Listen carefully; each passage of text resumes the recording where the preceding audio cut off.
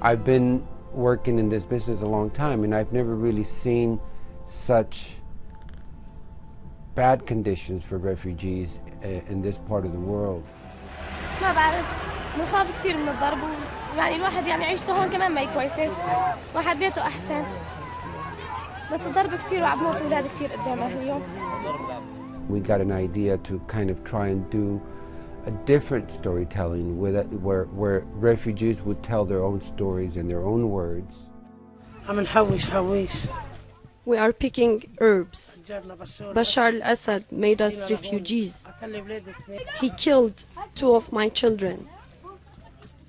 They destroyed our homes.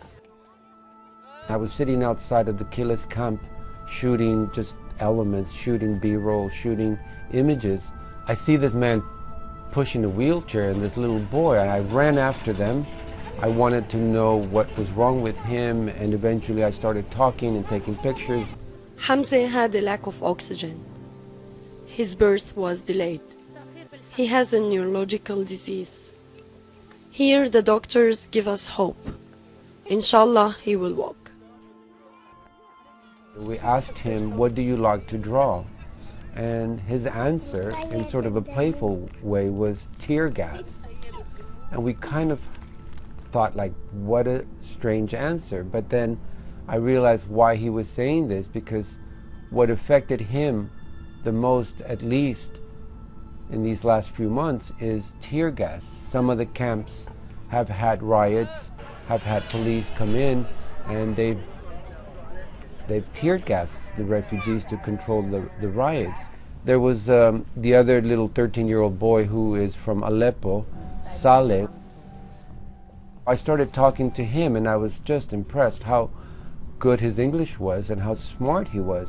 I think it's not too safe, because maybe you heard that maybe from 4 months ago or more, there is 2 people killed in this camp, and the 10 got hurt and they were in the camp by Al-Assad army. At one point, he started talking about his brother, and we realized, and he said, you know, my most feared moment is when the phone rings. And I said, why? And I said, because one day we got a phone call, and my big brother, who was in the FSA, had died, and we found out through a phone call. Every day I have this scared moment when the phone rings. What do you remember about your brother, your oldest brother? Great man.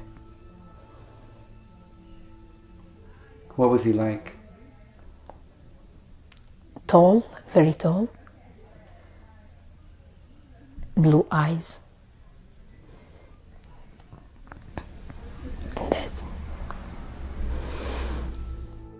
These kids have had to basically grow up very quickly and not only deal with fear, but deal with survival. They have had to deal with getting jobs, making money, helping the family, living in small spaces that are not always clean. I think the refugees realize that it's not going to be so easy. It's not going to be over soon, and they're going to have to survive for a while.